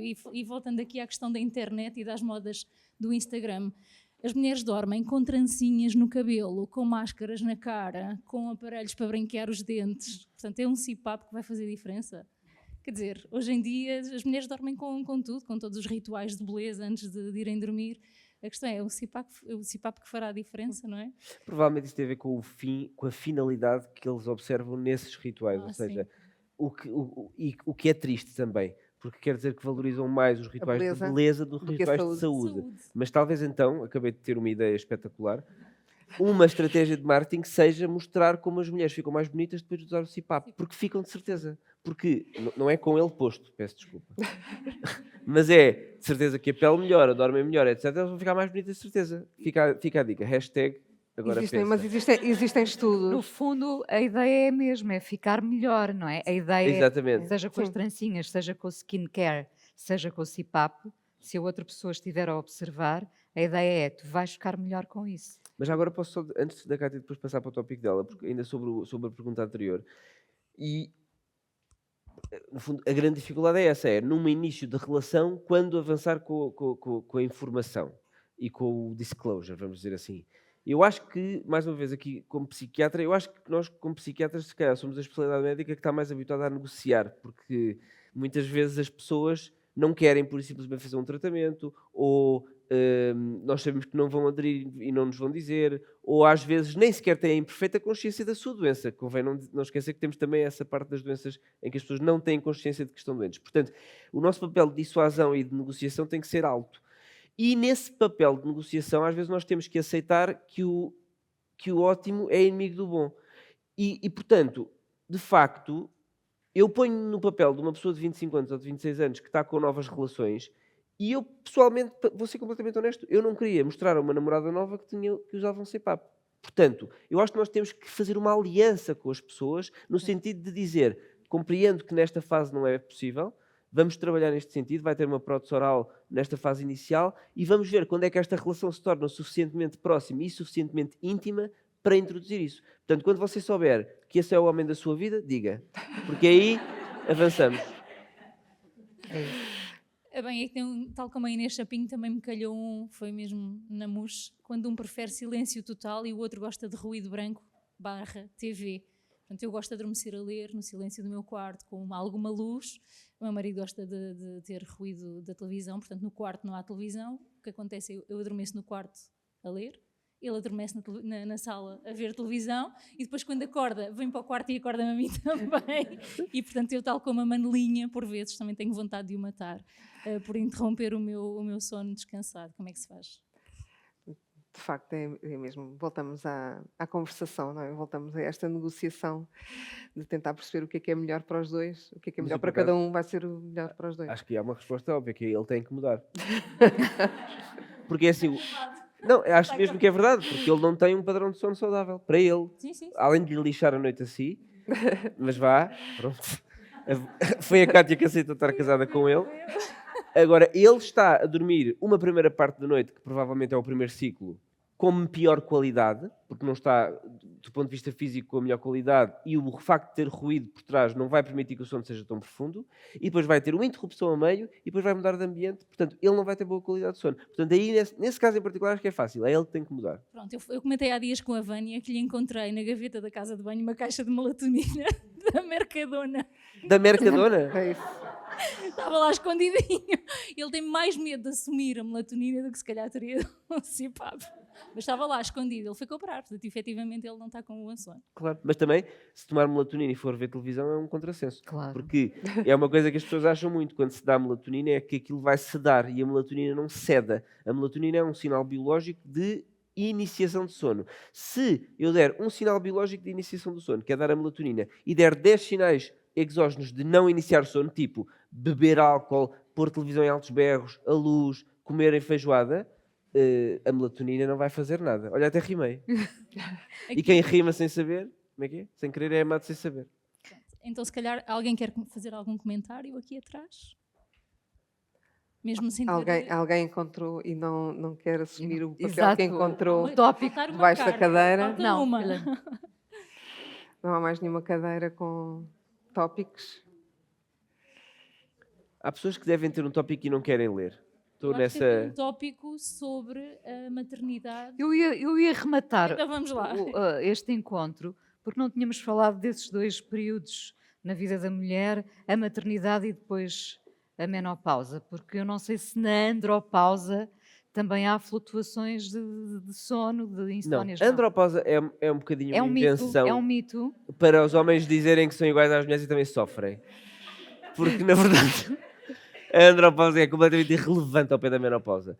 Há uma ligeiríssima flutuação hormonal, muito mais tarde na vida, não tem impacto praticamente nenhum. Basicamente é um declínio progressivo da testosterona em idades muito mais tardias. A menopausa é um horror, do ponto de vista biológico. Francamente, a menopausa é péssima. Pronto, temos de salvar a menopausa com a Inês aqui para falar sobre isso. Mas a menopausa é uma coisa muito disruptiva do ponto de vista hormonal, porque há uma queda abrupta, que para já começa anos antes, com a perimenopausa, em que há flutuações amplas de hormonas ao longo de alguns anos. E essas flutuações amplas de hormonas vão dar flutuações amplas de comportamento, de humor, de ansiedade, de cognição, que habitualmente é aquilo a que as mulheres de meia idade depois são apelidadas de histéricas, e estão chata, também vêm aqui à consulta dizer a mesma coisa, a mesma queixa, e depois tão depressa está bem como depressa está mal. Claro, as hormonas estão depressa tão bem como depressa estão mal, e depois chega um ponto ótimo em que cai de vez. As hormonas, estou a falar das hormonas. E com a queda súbita das hormonas há uma série de coisas, a mim interessa-me particularmente o cérebro, porque o estrogênio é neuroregulador. E, portanto, a queda abrupta de estrogénios faz com que o cérebro passe a funcionar pior, de repente. E, portanto, é verdade, é de esperar que as mulheres fiquem muito queixosas nessa fase. E eu acho que existe uma grande falta de conhecimento da comunidade médica sobre a menopausa. E não só isso, porque eu acho que há uma falta de reconhecimento do impacto descomunal que a menopausa tem. Eu falo, por exemplo, na psiquiatria. A psiquiatria, a taxa de depressão aumenta muito na menopausa. Porquê que será? Não é? É porque, obviamente, o cérebro passou a funcionar pior. E, em vez de se diagnosticar mais, de se procurar diagnosticar e tratar, desvaloriza-se porque é tudo por causa da menopausa. Isso é um aspecto. E, por outro lado, há um outro aspecto, e eu acho que isto é verdade para todas as especialidades, e depois há um outro aspecto importante, que é, há um tratamento para os sintomas da menopausa. Há vários, não é? Mas existe uma coisa chamada terapêutica hormonal de substituição, que é uma coisa que ainda é muitíssimo subutilizada na medicina, porque há umas décadas atrás, uns estudos que associavam a terapêutica hormonal de substituição a cancro. E isso sobrevalorizou descomunalmente o risco. Portanto, há grupos específicos de mulheres... Não há evidências? Há evidências, mas são muito específicas. Portanto, há grupos específicos de mulheres com certo tipo de mutações, etc., que aumentam o risco de ter um desenvolvimento de uma doença oncológica pela terapêutica hormonal, ou seja, em que existem questões hormonossensíveis, mas não é um risco generalizado da população e o custo-benefício de fazer terapêutica hormonal de substituição, claramente o custo é menor que o benefício. Porque eu acho que as pessoas só podem não tratar os sintomas da menopausa, nomeadamente através da terapêutica hormonal de substituição, porque, no fundo, não estão empáticas com o sofrimento das mulheres. É a única explicação. Porque a menopausa traz imenso sofrimento, imensa desregulação emocional, imensos sintomas cognitivos, imensos sintomas do humor. Portanto, não tratar, porque pode haver um risco, que ainda por cima está claramente sobreestimado, de ter um cancro. Não vamos dar a terapêutica hormonal de substituição, tchau, volta daqui a 10 anos, não é? Vamos dar uma terapêutica hormonal de substituição, vai ser acompanhada, monitorizada, faz análises, faz eventualmente perfil genético se for preciso. Portanto... Mas felizmente cada vez se tem falado mais de menopausa, falando das Gosto modas. desta palavra de esperança, ainda bem. Não, é verdade, cada vez se fala mais, não se falava. Eu lembro que há muito pouco tempo, era o primeiro livro que existia no mercado sobre menopausa, foi falado numa reunião promovida pela doutora Inês Chapinho, e falou-se sobre isso, e ela levou algumas mulheres que diziam, nunca ninguém me explicou nada, as minhas irmãs, a minha mãe, toda a gente me traiu na vida, ninguém me explicou que isto ia ser assim, e portanto, e o meu médico disse-me, claro que dorme mal, é normal dormir mal, você está na menopausa, o que é que quer fazer? Portanto, eu acho que esta tendência, eu acho que está a mudar, cada vez se ouve falar mais de menopausa. Esta semana vi que havia mais um livro que foi lançado esta semana sobre menopausa. Temos uma peça de teatro que acaba por também ser uma forma de literacia em saúde e de trazer o tema para a população e para todos ouvirmos falar sobre isto, e que retrata muito bem, nomeadamente também as alterações do sono na própria peça de teatro. E, portanto, eu acho que a menopausa, acho que as pessoas estão a olhar de uma forma diferente e encarar também a estratégia de tratamento, já que se fala tanto, as pessoas perguntam, ok, os sintomas são assim, então o que fazer? E a maternidade? Mas acho que íamos ter um comentário sobre a menopausa. Desculpa. Eu acho que o Gustavo exagerou um bocadinho. Exagerei? Mas sabe, é preciso exagerar. Eu sei porque que senão as pessoas não percebem. Não percebem, é verdade. Mas como temos aqui um palco maioritariamente feminino, eu acho que é preciso dizer que isto não é assim um pesadelo tão grande. Pronto. Aqui Inês, pelo que eu sei, não tem sintomas. Eu não tenho quase. sintomas. Mas que sorte a vossa. Exato. Olha, mas então isto claramente há um viés, que eu como sou psiquiatra levo lá com as senhoras que obviamente ficaram muito mal. A minha consulta, quem me dá apoio secretariado estava à minha espera e eu estava atrasada e eu disse, pois, a consulta da menopausa está cheia, isto atrasa-me. Ele vira-se para mim assim, pois, doutora Inês, isto é mais de uma consulta de psiquiatria. Ora, viu? E eu... O meu marido diz que eu sou como é que ele me chama? Endocoach ou endopsiquiatria, pronto, assim. Que horror, psiquiatria é igual a coach, perceberam? Não quero. Não me digo mais nada. A cabeça dele é cirurgião, pronto, é difícil, mas pronto. Nas mulheres, a queda hormonal na menopausa também não é assim tão abrupta.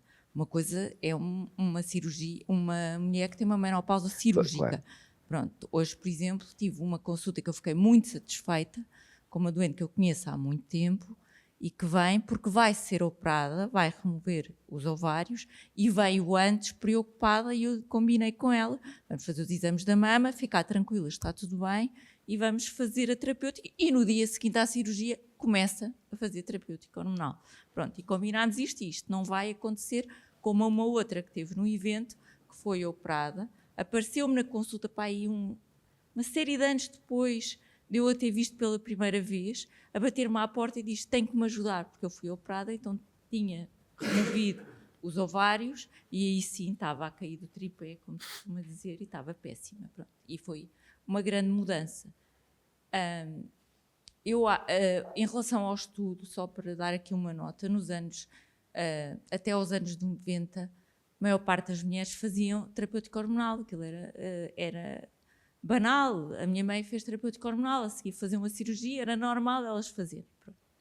Depois, este estudo saiu ali nos anos 2000, acho que foi em 1999, 2000, e o que é que aconteceu? Passou-se uma mensagem errada acerca da informação e o estudo também foi baseado em pressupostos um bocadinho errados. A população que participou no estudo, estas mulheres, eram mulheres mais velhas. Por isso, logo, o risco de cancro é maior e o risco cardiovascular é maior. O estudo não foi feito para avaliar os benefícios da terapêutica hormonal. Logo, também um pressuposto diferente no estudo, não é? E o que é que se percebeu com este estudo já em análises posteriores? Que na faixa etária das mulheres ali entre os 50 e os 60 havia um grande benefício cardiovascular e o risco também não aumentava. Outra parte deste estudo, que varia para a atualidade e que nos dá segurança atualmente, as hormonas que foram utilizadas nesse estudo eram hormonas sintéticas. Nós agora usamos hormonas que eu vou chamar de propositadamente corpoidênticas, não são bioidênticas, mas não é o termo de marketing, do bioidêntico de marketing, são corpoidênticas que na altura não foram usadas no estudo, por isso o risco tanto cardiovascular como de cancro da mama é muito menor. Eu acho que, e já disse isto à Inês em consulta, nós bebermos 2 copos de vinho ou termos obesidade dá-nos mais risco de cancro da mama do que fazer terapêutica hormonal de substituição da menopausa. Pronto, eu acho que esta mensagem de a terapêutica é óbvio que tem riscos, mas como o Gustavo disse, se nós não damos nenhuma terapêutica a uma mulher sem a vigiar a seguir, combinamos? Vamos fazer vigilância da mama, vamos ver como é que está ao fim de um tempo. A medicação, tal e qual como uma medicação psiquiátrica, que é outra coisa que eu também costumo dizer, o doente abandona e não volta ao psiquiatra porque ele enganou-se. E é o que eu digo, olha, eu posso não acertar já, não é esta a medicação, não é a solução, vamos rever e vamos conversar para encontrarmos outro caminho ou outra solução. É o mesmo que eu costumo dizer, tem que voltar lá, não é? Tem que falar, tem que dizer. E isto é muito importante nesta mensagem. Mas eu vou continuar a beber o copo de vinho. É inegociável, não é? É muito estranho eu estar aqui com a minha médica. Eu não sabia que ela ia estar aqui, não é? Não sei se querem acrescentar alguma coisa ou vamos terminar isto com virados para a esperança, falando da maternidade, não é? Que pode ser um pesadelo quando se tem 3 filhos, 4? 3? 3. Mas não é um pesadelo ter os meus filhos. Não, eu sei. Dormir tem momentos de pesadelo. Dormir é mais difícil.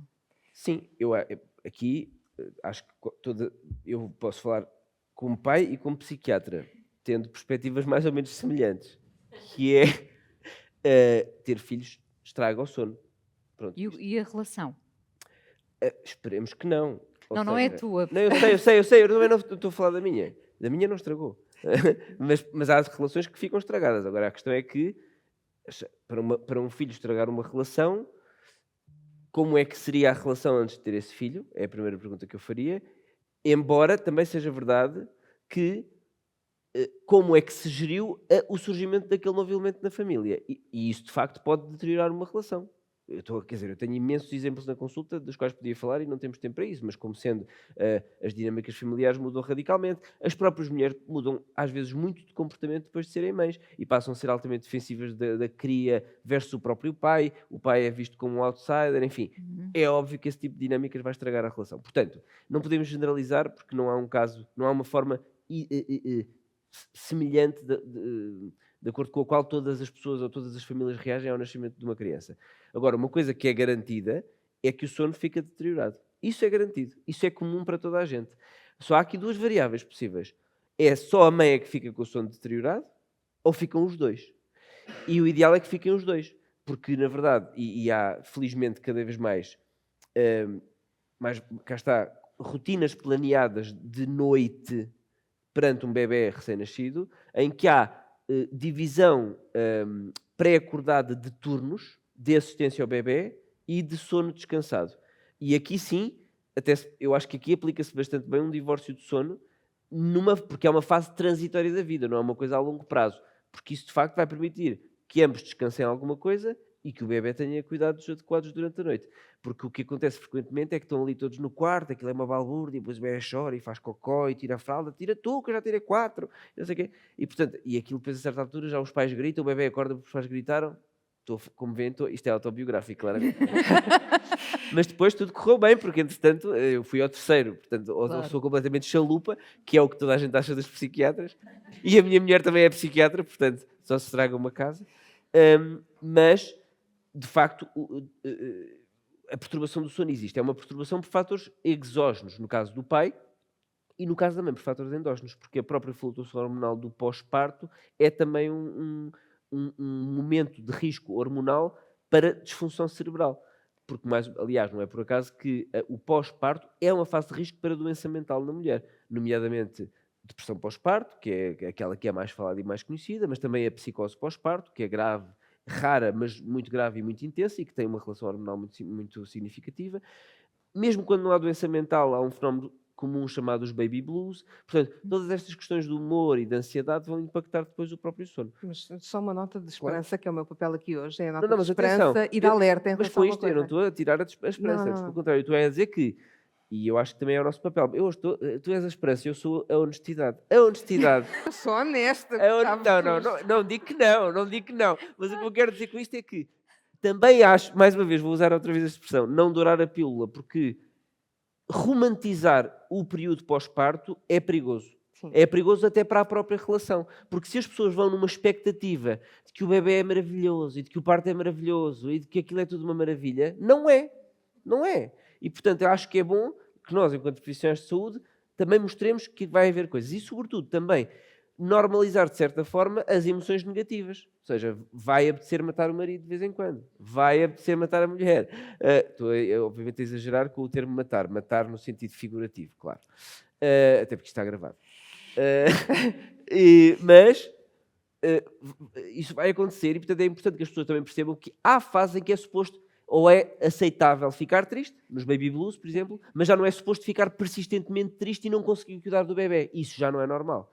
Portanto, também é muito importante ter esta transparência. Então vou agarrar a honestidade e então vou deixar um alerta, que é, também acaba por acontecer algumas vezes, e eu já terminei algumas consultas, eu só vejo população crescida, só vejo adultos, já terminei algumas consultas a orientar para a medicina do sono pediátrica, porque também acaba por ser normal achar-se que é normal, é muito frequente isto, é normal as crianças dormirem mal. Até aos 3 anos. Pronto, e muitas vezes existem estratégias comportamentais e necessidade de avaliação numa consulta pediátrica dedicada à medicina do sono que pode normalizar o sono da criança e com impacto benéfico no sono do casal. Claro. Portanto, também não podemos normalizar que o sono pediátrico é sempre mau. Completamente. Mas, tens toda a razão, depende da fase, claro. Porque vai haver uma fase má, que é a fase inicial, mas é importante dizer isso.